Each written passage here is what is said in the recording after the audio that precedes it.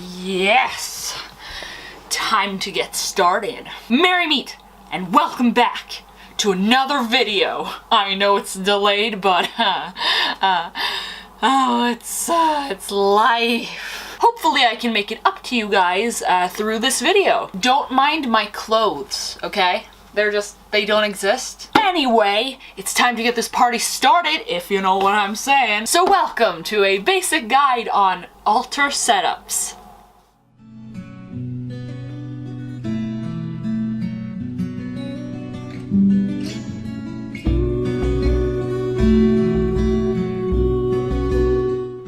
Alright guys, I will have you know right now that this setup is now complete and I am ready to start my, demonstration, if you will. I'm not going to be actually showing you the objects that I would use. I'm going to do this by showing you labels. First of all, using labels will make it infinitely easier for me. Or basically, it will make this demonstration a lot more simple. My second and most important reason is that I want to focus on object placement in this video, as well as the very basic kinds of objects you might want on your altar. I'm not going to be going into specifics about objects, at least not to any great extent, both because this is more about placement than it is about the objects themselves, and because I don't want to limit your creativity. I'm going to do this by giving you a basic outline and some, ideas for the structure of the altar so that you can further explore it yourself. As of now, I want to keep it very simple. I have two sets of labels. I'm going to use these to show you the very fundamentals of an altar. Don't take everything as fact, of course. I'm just speaking from my experience and my knowledge. So, this is how I view the basics. The first stack of cards is the elements, and the second one is candles. What I mean by elements is the 5 elements. I'm talking water, fire, earth, air, and even spirit. And what I mean by candles is not necessarily candles, but what I would call candles because I use candles.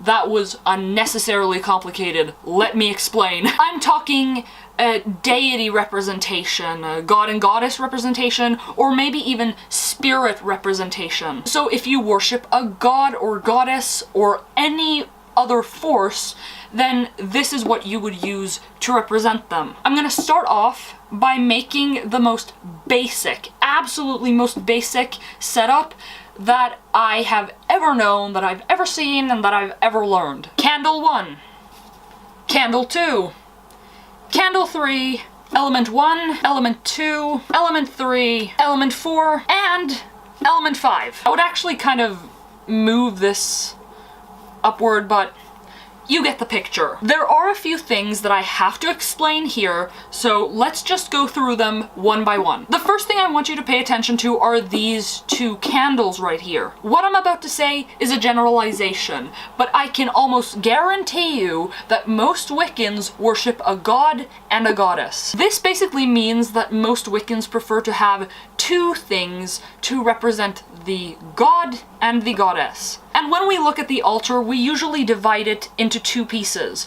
This is for you, this is the left, and for you, this is the right. The left side is usually associated with the goddess or the feminine divine power, and the right side is usually dedicated or associated with the god, the masculine aspect, if you will. That's why it's typical to have, let's say, a goddess candle here and a god candle here. Some people use candles and statues. Some people only use statues.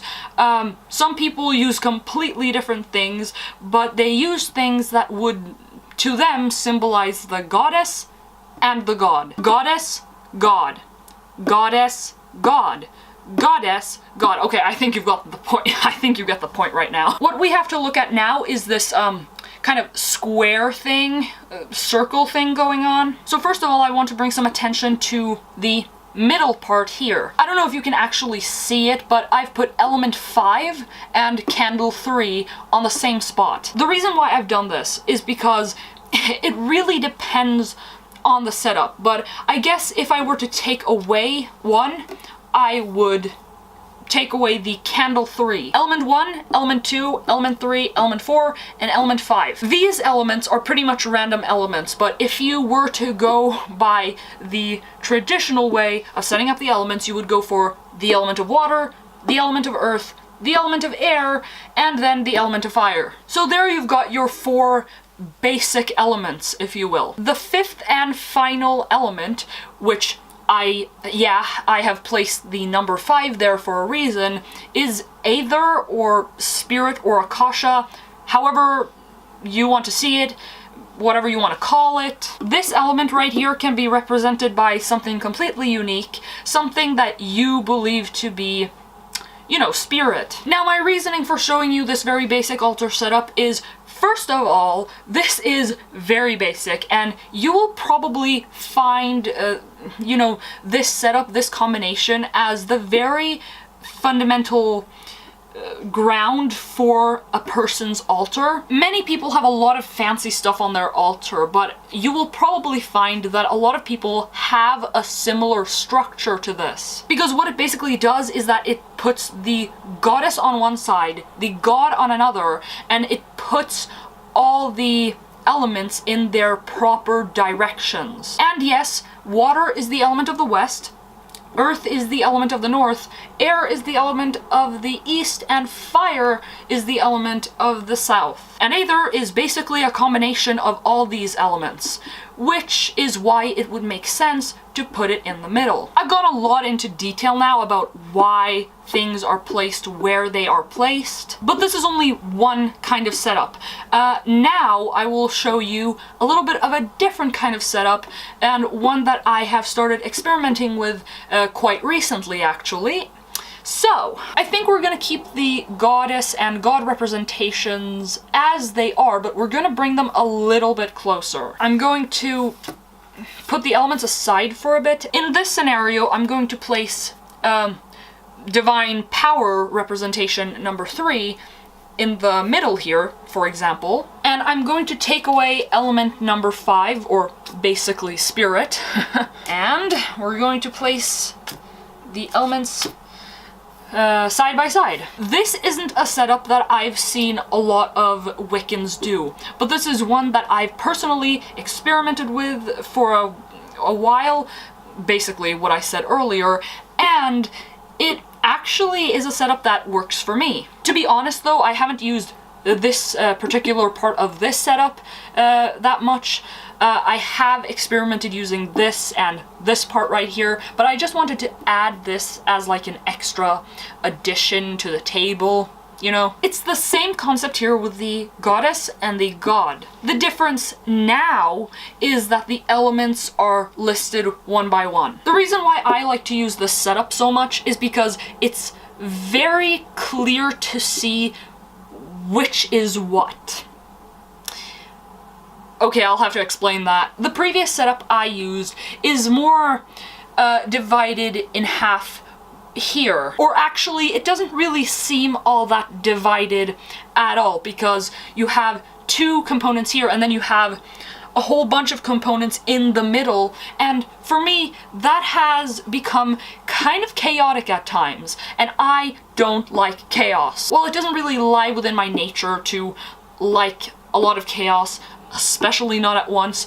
Therefore, I like this setup, because what you're basically doing in this instance is that you're making a very fine line horizontally on the middle here. So you're dedicating the upper space to the divine stuff. You've got the goddess, the god, and potentially something else. You can even add, let's say, element 5 over here. Then you have the fundamentals here. The elements are considered the basics of nature, you know, the basics of nature in the spiritual sense, and therefore it kind of also makes sense because you've got all the elements and the natural components, like very basic natural components over here, in a line, and then they're kind of the fundamentals of this. And I personally feel like it's easier to see, you know, what is what. You got one tiny section over here, you got a longer line of things over here, and it's very clear to see where things are. Very simple, very easy to keep it clean, nice, tidy, whatever you want. Whew. As I've said earlier, this is very in-depth, I guess you could say, about the placement of different kinds of objects. Some inspirations for objects are, for the goddess and god representation, you can, of course, use statues, you can use candles. The elements are more straightforward. For, let's say, water, you'd use a bowl of water, or seashells, or, you know, something that has to do with water. Air, you've got a ton of things to represent air, including feathers and bells and incense. Earth can be represented using stones, crystals, you know, including salt, and earth itself. Fire is most basically represented using, you know, a candle or a flame or something like that. But if you feel like it's becoming too overwhelming with candles for the god and goddess representation, you can always use other things to represent fire. And that was it for the altar setup, guys. If you enjoyed this informative video, make sure to leave a like down below and make sure to comment your thoughts. I truly hope you guys found this useful, and if you have any other questions, feel free to ask me, as well as leave more suggestions for more videos like this if you want me to go more in depth. I deeply appreciate any kind of feedback that you may have for me. I will take it all into consideration. I really want to listen to what you guys have to say on the subject. And of course, other than that, thank you guys so much for watching this video, as always, once again, and blessed be from My Pagan Life. I hope to see you in my next video.